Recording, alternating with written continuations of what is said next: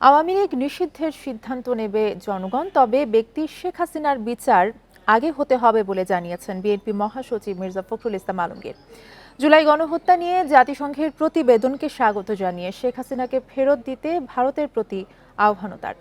দুপুরে গুলশান অফিসে সংবাদ সম্মেলনে এসব কথা জানান মির্জা ফখরুল।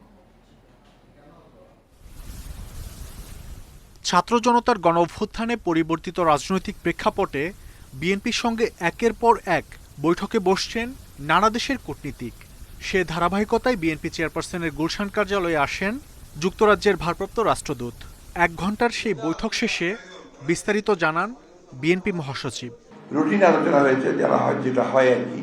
এ সময় এক প্রশ্নের জবাবে মির্জা ফখরুল বলেন, আওয়ামী লীগ সরকার ক্ষমতায় থাকতে শেষ মুহূর্ত পর্যন্ত যে জুলুম নির্যাতন চালিয়েছে তার সঠিক চিত্র উঠে এসেছে জাতিসংঘের ফ্যাক্ট ফাইন্ডিং মিশনের প্রতিবেদনে।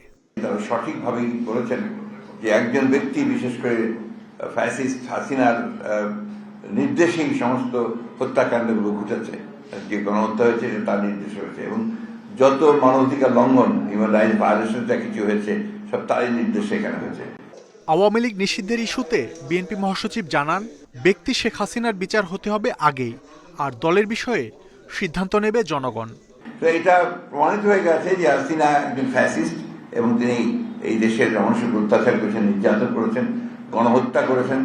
তাকে অবিলম্বে আমরা আজকে এখান থেকে চাইবো যে ভারত সরকার তাকে ফেরত দিয়ে বাংলাদেশ সরকারের হাতে দেবে।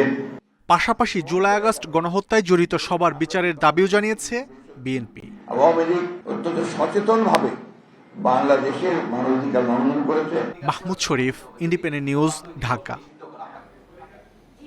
সংস্কার ছাড়া নির্বাচন চায় না জামায়াত, আর জন আকাঙ্ক্ষা বিবেচনায় জাতীয় নির্বাচনের আগে স্থানীয় সরকারের নির্বাচন চায় দলটি। এক যুগ পর নির্বাচন কমিশনের সাথে জামায়াতের বৈঠকের পর সাংবাদিকদের এসব কথা বলেন দলটির সেক্রেটারি জেনারেল মিয়া গোলাম পরোয়ার।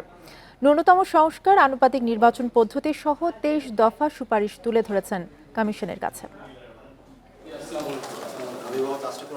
এক যুগ পর নির্বাচন কমিশনের সাথে আনুষ্ঠানিক বৈঠক করেছে জামায়াতে ইসলামী। দলের সেক্রেটারি জেনারেল মিয়া গোলাম পরোয়ারের নেতৃত্বাধীন 6 সদস্যের প্রতিনিধি দল বৈঠকে অংশ নেয়। বৃহস্পতিবার নির্বাচন ভবনে প্রধান নির্বাচন কমিশনার ও অন্য নির্বাচন কমিশনাররা উপস্থিত ছিলেন।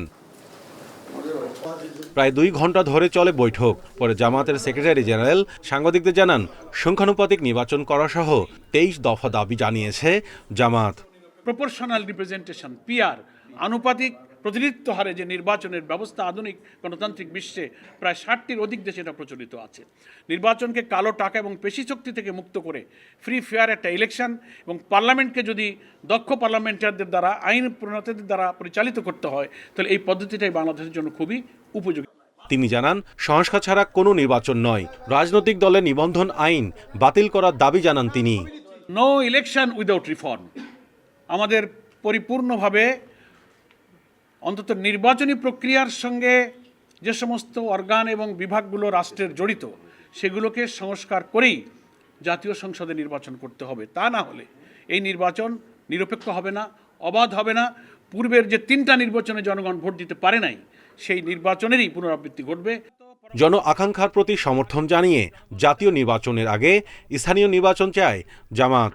স্থানীয় সরকারের এবং গ্রামীণ অবকাঠামোতে উন্নয়ন, আইন শৃঙ্খলা, জনদুর্ভোগ কমাতে জনগণের আকাঙ্ক্ষাই হচ্ছে স্থানীয় সরকার নির্বাচনটা আগে হোক। আমরা জনগণের এই আকাঙ্ক্ষার সাথে সমর্থন এবং সম্মান ব্যক্ত করেছি। জামায়াতের এই নেতা প্রত্যাশা করেন, দলে নিবন্ধন ও প্রতীক ফিরে পাবার বিষয়ে আদালত থেকে ন্যায় বিচার পাবেন। 300 আসনে নির্বাচন করার প্রস্তুতিও নিচ্ছে জামায়াত। Mahmudul Hasan, Independent News, Dhaka. জাতীয় নির্বাচনের আগে স্থানীয় নির্বাচন চায় না বিএনপি, জানিয়েছেন দলটির মহাসচিব মির্জা ফখরুল ইসলাম আলমগীর। একই সাথে আনুপাতিক নির্বাচনের বিরুদ্ধেও বিএনপির অবস্থান বলে জানান তিনি। বিকেলে গুলশানের সংবাদ সম্মেলনে এসব কথা বলেন ফখরুল। সাংবাদিকদের প্রশ্নের জবাবে বিএনপি মহাসচিব বলেন, জাতীয় নির্বাচনের আগে স্থানীয় নির্বাচন করতে চাইলে দেশের সার্বিক পরিস্থিতি নিয়ন্ত্রণে রাখতে পারবে না অন্তর্বর্তী সরকার। তাই বিএনপি চায় জাতীয় নির্বাচনের পরে শান্তিপূর্ণ পরিবেশে সারা দেশে স্থানীয় সরকার নির্বাচন হোক। এ সময় মির্জা ফখরুল বলেন, আনুপাতিক ভোটের যে দাবি জামায়াতের পক্ষ থেকে করা হয়েছে তার বিপক্ষেও বিএনপির অবস্থান।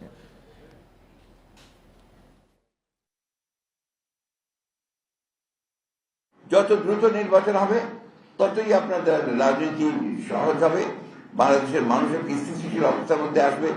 আনুপাতিক হারে নির্বাচনের কোনো ব্যবস্থাকে আমরা সমর্থন করবো না, কারণ এখানকার মানুষ এটা অভ্যস্ত না। এটা আমরা পুরোপুরি বিরোধী, অত্যন্ত একেবারে জোরালোভাবে বিরোধী। চলতি বছরের ডিসেম্বরে জাতীয় সংসদ নির্বাচন হতে পারে বলে জানিয়েছেন প্রধান উপদেষ্টা অধ্যাপক ডক্টর মোহাম্মদ ইউনূস। দুবাইয়ে ওয়ার্ল্ড গভর্নমেন্ট সামিটে এই কথা বলেন তিনি। সংস্কার কমিশনের প্রতিবেদন নিয়ে ঐক্যমত্যে পৌঁছানোর জন্য রাজনৈতিক দলগুলোর সঙ্গে বৈঠক করা হবে বলেও জানান তিনি। একটি নতুন বাংলাদেশ গড়তে অন্তর্বর্তী সরকার কাজ করছে বলেও জানান ডক্টর ইউনূস। সংযুক্ত আরব আমিরাতে ওয়ার্ল্ড গভর্নমেন্ট সামিটে যোগ দেন অন্তর্বর্তী সরকারের প্রধান উপদেষ্টা অধ্যাপক ডক্টর মোহাম্মদ ইউনূস। এ সময় পতিত আওয়ামী লীগ সরকারের সমালোচনা করেন তিনি। বলেন, 3টি ভুয়া নির্বাচন করে জনগণের ভোটাধিকার নষ্ট করেছে হাসিনা সরকার। নতুন বাংলাদেশ বিনির্মাণে অন্তর্বর্তী সরকার কাজ করছে বলেও জানান তিনি। আমরা আন্তর্জাতিকভাবে সমর্থন পাচ্ছি নতুন বাংলাদেশ নির্মাণে। আমরা তাদের বলছি একটি নতুন বাংলাদেশ তৈরি করতে চাই। পুরনো বাংলাদেশে দুর্নীতি হয়েছে, বিলিয়ন বিলিয়ন ডলার পাচার হয়েছে।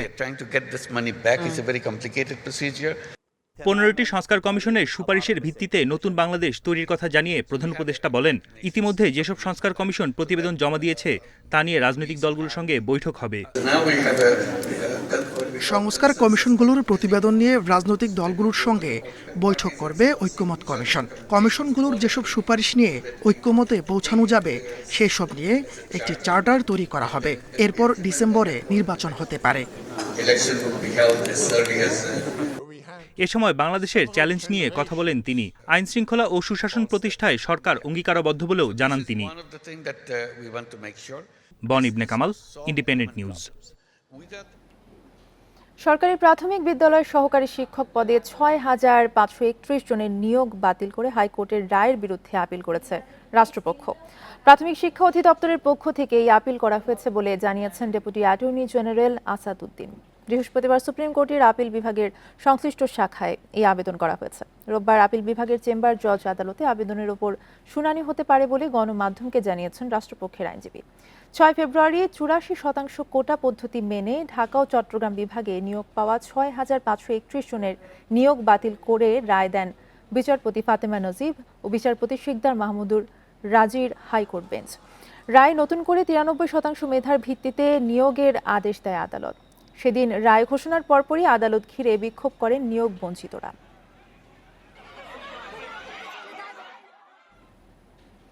ভবিষ্যতে ফ্যাসিবাদ রুখতে ক্ষমতাসীনদের জবাবদিহি নিশ্চিতের পরামর্শ দিয়েছেন সংবিধান সংস্কার কমিশনের প্রধান ডক্টর আলী রিয়াজ।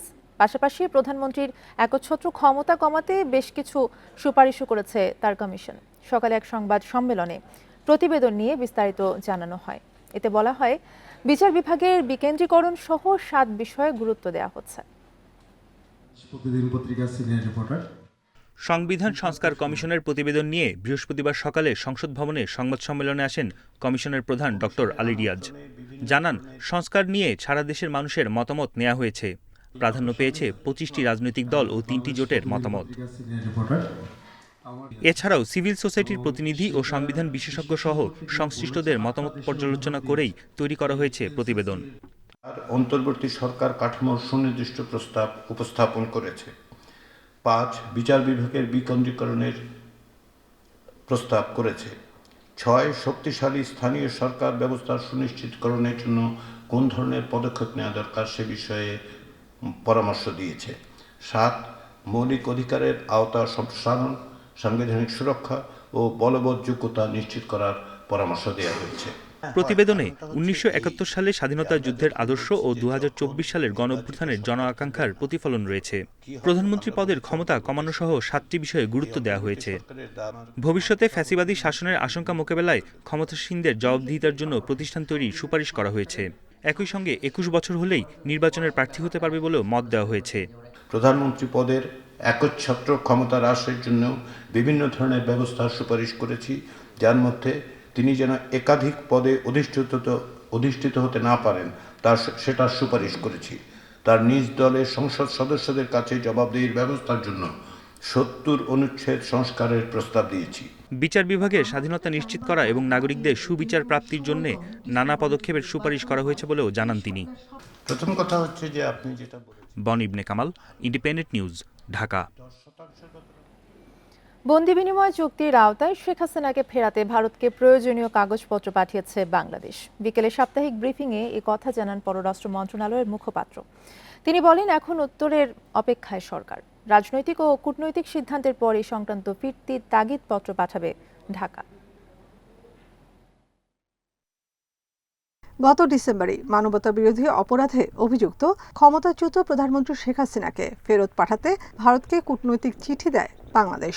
দুদেশের বন্দি বিনিময় চুক্তির আওতায় কাউকে ফেরত চাওয়ার ক্ষেত্রে অভিযুক্তের বিরুদ্ধে গ্রেফতারি পরোয়ানা সহ বিচারিক কার্যক্রমের নথি পাঠাতে হয়। পররাষ্ট্র মন্ত্রণালয় এসব কাগজপত্র ভারতে পাঠিয়েছে কিনা এই প্রশ্নের উত্তরে মুখপাত্র জানান, কূটনৈতিক পত্রের সঙ্গে পাঠানো হয়েছে প্রয়োজনীয় সব নথি। এটা এনক্লোজার হিসেবে গেছে, ওইটার মধ্যে কি কি জিনিস আছে এটা যারা পাঠিয়েছেন তারা ভালো বলতে পারবেন, কিন্তু আমি দেখেছি যে ওইটার সাথে অনেকগুলো কাগজপত্র গেছে। তো আমরা ধারণা করি যা যা কাগজ ওইখানে থাকা দরকার সবগুলা ওইখানে আছে এবং the complete package has been sent. এখন দিল্লির ফিরতি বার্তার অপেক্ষায় ঢাকা।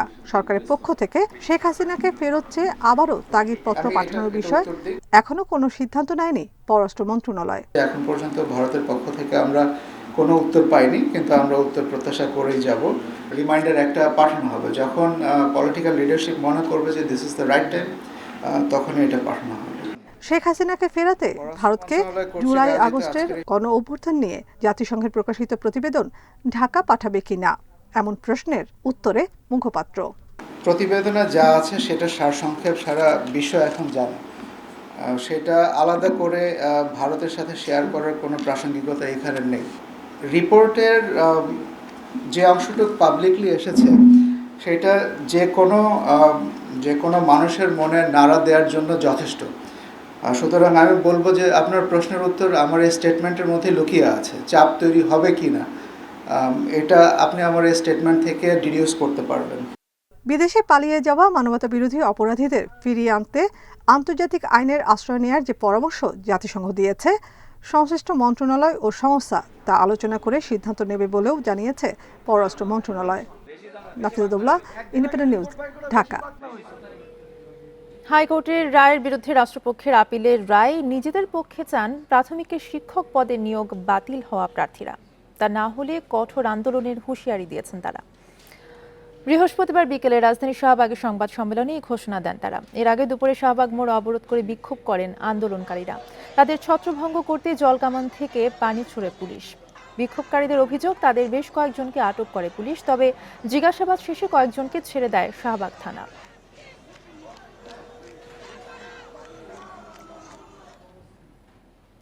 বাংলাদেশের নিরাপত্তা বাহিনীকে নিরপেক্ষভাবে কাজ করতে এবং রাজনৈতিক সহিংসতার বিচারের জন্য আইনের শাসন নিশ্চিত করতে অন্তর্বর্তী সরকারকে আহ্বান জানিয়েছে হিউম্যান রাইটস ওয়াচ। সংস্থাটির এশিয়া বিষয়ক উপপরিচালক মীনাক্ষী গাঙ্গুলি বলেন, শেখ হাসিনা সরকারের দশকব্যাপী দমনপীড়নের জেরে বাংলাদেশ রাজনৈতিকভাবে বিভক্ত। অতীতের ভুলের পুনরাবৃত্তি না করে অন্তর্বর্তী সরকারের প্রতি নিরপেক্ষ আইনের শাসন নিশ্চিতের আহ্বান জানানো হয়। এ সময় জাতিসংঘের ফ্যাক্ট ফাইন্ডিং মিশনের দেয়া প্রতিবেদনের প্রসঙ্গ তুলে ধরা হয়। বুধবার প্রকাশিত প্রতিবেদনে বিক্ষোভ দমাতে পুলিশ, বিজিবি, র্যাব এবং গোয়েন্দা সংস্থা সহ আইন প্রয়োগকারী সংস্থার গুরুতর মানবাধিকার লঙ্ঘনের প্রমাণ পাওয়ার কথা জানানো হয়।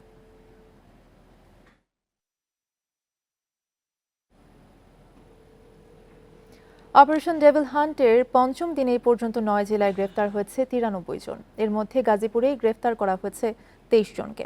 আটককৃতরা বেশিরভাগই আওয়ামী লীগ ও সহযোগী সংগঠনের নেতাকর্মী। অভিযানে লক্ষ্মীপুরে আওয়ামী লীগ, যুবলীগ ও নিষিদ্ধ ছাত্রলীগের 10 নেতাকর্মীকে গ্রেফতার করা হয়েছে। ভোরে বিভিন্ন স্থানে অভিযান চালিয়ে তাদের গ্রেফতার করা হয়। গ্রেফতারকৃতরা ছাত্র জনতার উপর হামলা মামলার আসামি বলে জানিয়েছে পুলিশ। খাগড়াছড়িতে আওয়ামী লীগের 15 নেতাকর্মীকে গ্রেফতার করা হয়েছে। এছাড়া বাগেরহাটে 19, রাজশাহীতে 8, সাভার ও সুনামগঞ্জে 7, নাটোরে 3 এবং মাগুরায় একজনকে গ্রেফতার করেছে যৌথ বাহিনী।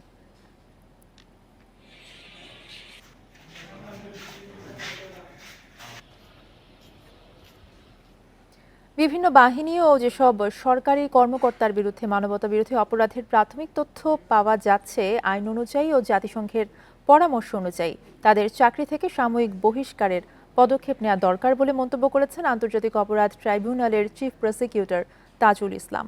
বৃহস্পতিবার সংবাদ সম্মেলনে এই মন্তব্য করেন তিনি। বলেন, মানবতাবিরোধী অপরাধে বিভিন্ন সংস্থা বা বাহিনীর কর্মকর্তাদের বিচার আন্তর্জাতিক অপরাধ ট্রাইব্যুনাল আইনে করা সম্ভব। যারা বাহিনীর মধ্যে থেকে অপরাধে যুক্ত ছিলেন তাদের বিচারের উপযুক্ত স্থান আন্তর্জাতিক অপরাধ ট্রাইব্যুনাল। কোনো ব্যক্তি বা প্রতিষ্ঠান রাষ্ট্রের ঊর্ধ্বে নয়। তিনি আরও বলেন, দলগতভাবে অপরাধের প্রমাণ পাওয়া গেলে দলের বিরুদ্ধেও পদক্ষেপ গ্রহণের সুযোগ আছে, কিন্তু সেক্ষেত্রে রাষ্ট্রের উদ্যোগের প্রয়োজন আছে। এছাড়া জুলাই আগস্ট আন্দোলনে গণহত্যার বিষয়ে জাতিসংঘের প্রতিবেদনকে আদালতে দলিল হিসেবে ব্যবহার করা হবে বলেও জানান তিনি। সেই প্রতিবেদনে তারা সুস্পষ্টভাবে উল্লেখ করেছেন যে শেখ হাসিনা এবং তার সুপিরিয়র রেসপন্সিবিলিটির আন্ডারে বাংলাদেশে জুলাই আগস্টে গণহত্যা সংগঠিত হয়েছিল, মানবতা বিরোধী অপরাধ সংগঠিত হয়েছিল। জাতিসংঘ সুপারিশ করেছে প্রত্যেককে সাসপেন্ড করার জন্য, ফেয়ার এবং ইম্পার্শিয়াল ট্রায়াল যাতে হতে পারে। টঙ্গীর তুরাগ নদীর তীরে শুক্রবার থেকে শুরু হয়েছে 3 দিন ব্যাপী বিশ্ব ইজতেমার দ্বিতীয় পর্ব। আসরের নামাজের পর আম্বায়নের মধ্য দিয়ে শুরু হয়েছে ইজতেমার আনুষ্ঠানিকতা। ভারতের মাওলানা সাদ কান্দলবির অনুসারীরা এই পর্ব আয়োজন করছে। ইজতেমা উপলক্ষে আশপাশের এলাকায় নিরাপত্তা ব্যবস্থা জোরদার করেছে আইন শৃঙ্খলা রক্ষাকারী বাহিনী। দিন আর আমলের শিক্ষা নিতে মুসল্লিদের ঢল এখন টঙ্গীর তুরাগ তীরে। ইতিমধ্যে নির্ধারিত খিত্তায় অবস্থান নিয়েছেন লাখো মুসল্লিরা। শুক্রবার ফজরের নামাজের পর আনুষ্ঠানিক বয়ানের কথা থাকলেও বৃহস্পতিবার আসরের নামাজের পরই শুরু হয়ে যায় আম বয়ান, যেখানে আগামী 1 বছর ইসলাম প্রচারের দিক নির্দেশনা দেয়া হয়। যেই কাজগুলি বাকি ছিল এই কাজগুলি আমরা কইরা সম্পূর্ণ হয়েছে। সাথীরা আসতেছে, সকল দেশবাসীকে এই বিশ্ব ইজতেমায় আসার জন্য অনুরোধ করা হচ্ছে। আল্লাহ রসুলের তরিকায় আমরা যেন জীবনযাপন করতে পারি এবং দুনিয়ার থেকে ইমান আমল নিয়ে যেন বিদায় নিতে পারি। অনেক ফাজাইলের জায়গা, এখানে যত বড় জামাত হবে এত বেশি সোয়াব হবে। সোয়াবের উদ্দেশ্যেই সবাই এখানে একত্রিত হয় আলহামদুলিল্লাহ। এবারও ইজতেমায় মাওলানা সাদ কান্দুলবি অংশ নিচ্ছেন না। অন্যান্য বছর এলেও এবার সাদের 3 ছেলের অংশগ্রহণও অনিশ্চিত। অনুসারীরা বলছেন, তৃতীয় পর্বে ময়দান ছাড়িয়ে মুসল্লিদের ঢল নামবে আশপাশের সড়কে। প্রত্যেক জেলা থেকে আমাদেরকে ফোন দিতে আছে যে তাদেরকে যে জায়গা দেওয়া হয়েছে, জায়গা তাদের স্বল্প সংখ্যক জায়গা দেওয়া হয়েছে, আরও তাদের লোক বেশি আসতে আছে এবং জায়গা আরও বেশি দরকার। তা আলহামদুলিল্লাহ ময়দান কানায় কানায় পূর্ণ হয়ে যাবে ইনশাআল্লাহ। এদিকে ইজতেমার দায়িত্ব পালনে রয়েছেন আইন শৃঙ্খলা বাহিনীর প্রায় 10,000 সদস্য। তুরাগ নদী পারাপারে সেনা সদস্যরা নির্মাণ করেছেন ভাসমান সেতু। স্থির পিকেট আছে 53টি, মোবাইল পার্টি আছে 20টি, চেকপোস্ট আছে 20টি, ফুটপাত উচ্ছেদ সহ পুলিশ এবং ম্যাজিস্ট্রেট কাজ করছে। হকার উচ্ছেদের জন্য ড্রোন সার্ভিলেন্স রেখেছি। আয়োজক কমিটি জানিয়েছে এরই মধ্যে মাঠে এসেছেন অনেক বিদেশি মুসল্লিও। নানা সংশয় কাটিয়ে অবশেষে টঙ্গীর তুরাগ তীরে বিশ্ব ইজতেমা তৃতীয় পর্ব শুরু করেছেন মাওলানা সাদ কান্দলবির অনুসারীরা। রোববার সকালে আখেরি মোনাজাতের মধ্য দিয়ে শেষ হবে তাদের এই ইজতেমার পর্ব। তবে এখানে আসা মুসল্লিরা বলছেন, দেশ বিদেশের আলেমদের কাছ থেকে যে বয়ান শুনবেন তা থেকে শিক্ষা নিয়ে সমৃদ্ধ হবেন তারা। Adilur Rahman, independent news, Tongi, Gazipur. এই ছিল এখনকার সংবাদের সাথে থাকার ধন্যবাদ সবাইকে।